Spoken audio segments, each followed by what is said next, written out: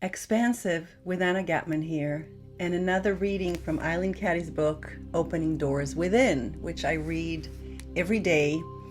Eileen Caddy was one of the co-founders of the Findhorn spiritual community, eco-village and education center in northern Scotland, where I had the beginnings of my spiritual awakenings.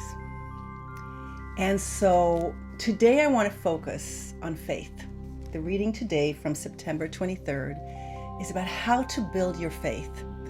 And in order to lead a spiritual life, in order to make change in the world, in order to achieve what you want, in order to create the life you want to live for yourself, for your family, for your group, your community, for the world, for nature, for humanity, you got to have faith, as the song goes. You got to have faith. And so I want to give you an idea of one thing that if you do it, it'll help you start building your faith stronger and stronger.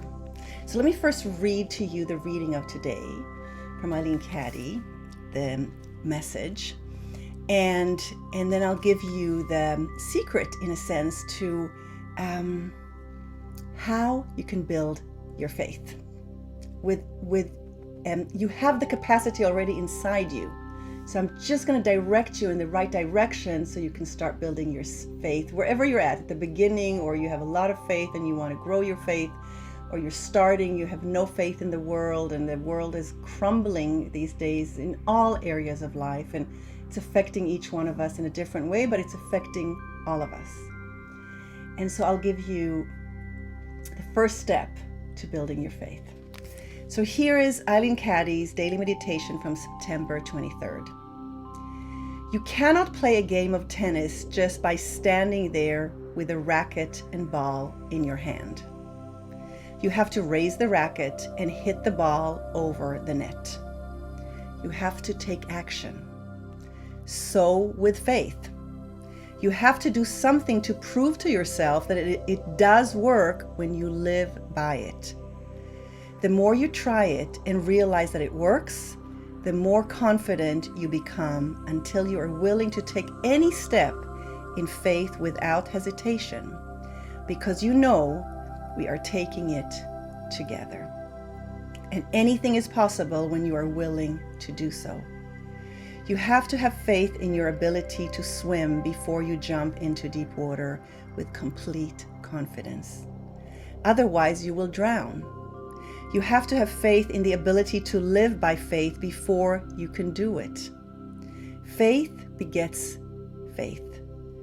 How can you tell whether you can trust me unless you try it and see if it is so? So Eileen Caddy would hear an actual voice, which not many people do, which she called the voice of God within her, which she contacted through her own divinity. And so how do you build faith? And the answer is in the meditation, is to take action. So here is how you can take action, because it's hard to take action if you're scared, if you don't know what the result is, right? There's a saying that faith begins as an experiment and ends up as an experience. So with faith, you have to take a leap of faith, as it says, a leap before you know what the result is. So you have to take action before you get the results. And we so often want the results first. Give me the proof first. Give me the proof that you exist and that miracles happen. And then I'll do anything for you. No, it works the other way around. You have to connect to your faith, because that's when you start to hear the voice of your own divinity, your own higher inner wisdom. And you will know how to advance in your life in order to alleviate your own suffering and your own pain, and by doing so, lightening the suffering in the world. So how do you take action when you're scared?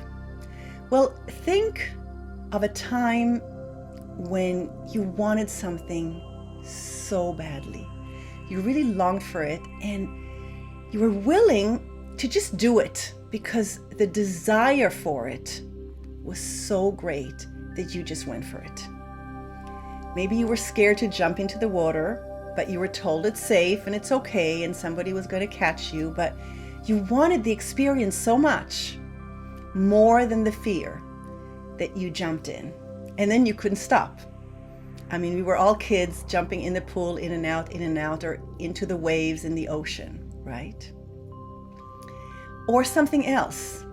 Maybe, a paper in school, or a speaking event as an adult, or calling someone, a friend or someone that you were in love with, and taking a risk. It's like there's a risk involved, but the desire is so strong that you let the desire lead. And when you let the desire lead, with that strong, passionate desire comes the courage to take the leap of faith. So just think of times in your life when your passionate desire, your passion has been strong, a desire for something has been so strong that you were, in a sense, expansive because you were connected to the possibility, what's possible for you. You were connected to the highest, most noble possibility for yourself. And when you were connected to that, it wasn't as scary to take the leap of faith. So make a list of 1 time, 3 times, 10 times when you were passionate enough and you desired something and you were so excited about it that it conquered your fear and allowed you to take the leap of faith.